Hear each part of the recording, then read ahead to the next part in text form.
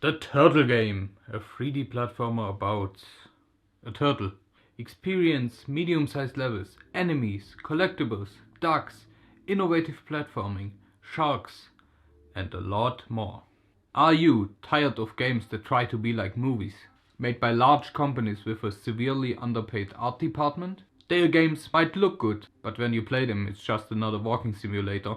In my opinion, the graphics of a game are not very important. That's why I'm gonna put the play back into gameplay. No 30-minute cutscenes, no 1-hour tutorials, just pure, enjoyable gameplay. Meet the turtle, our main character, with 2 movement modes that can be switched at almost any given time. First, there's the default mode, in which the turtle walks on its 2 hind legs. In this mode you are slower, but you can double jump to reach higher places. To fend off enemies you can do a spin attack. This attack will damage all enemies in a small radius around you and can also be used to open crates. Then there is shell mode, and this is where the fun begins. Hold a button and start to charge. What happens when you release the button?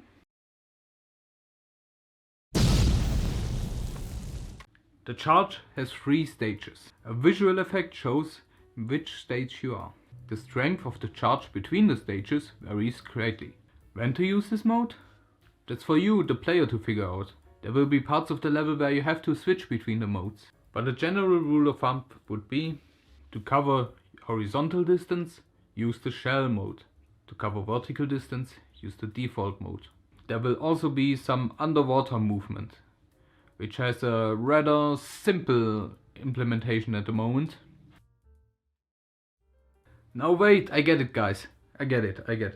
Weren't you just saying that graphics of a game aren't important?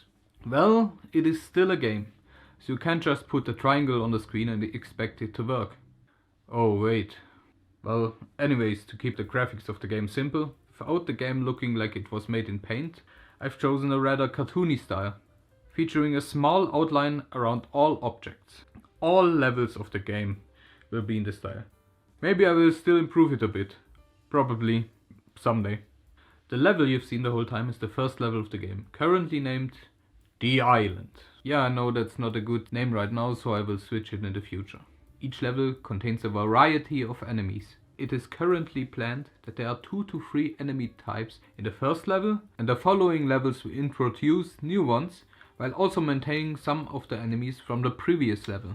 The main enemies of the game are these things here, the masked spirits. For now they serve the role of the villains of the game, which try to seize control of the world.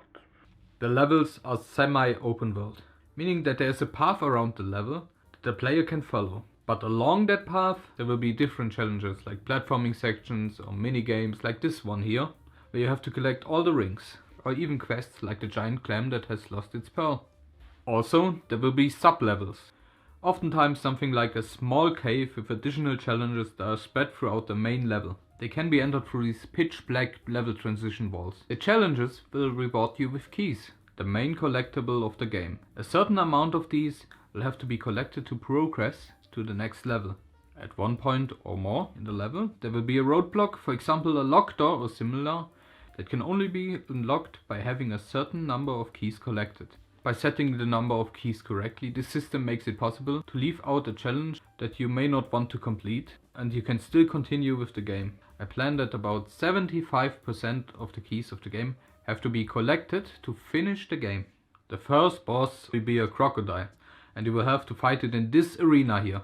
Rafts are swimming on water, and while the turtle can swim, it may not be a good idea to try that here, because, you guessed it, the boss can swim too. The boss will have multiple phases with increasing difficulty, switching between swimming in the water and jumping on the rafts. There are also some animations that I've already done, but I still have to put them together. The boss fight will be accessible after collecting most of the keys in the island level. Also, there's another level I've already blocked out. It will be a cavern level inside the mountain of the island, and I plan to put a boss in there as well. If you liked the video, please share your thoughts on the game in the comments below. Any ideas or suggestions, as well as feedback for the game, are welcome. In the future there will be a new devlog about every month. I would like to do more, but then I wouldn't be able to make enough new content for the game to fill a whole video. Many thanks for watching and take care.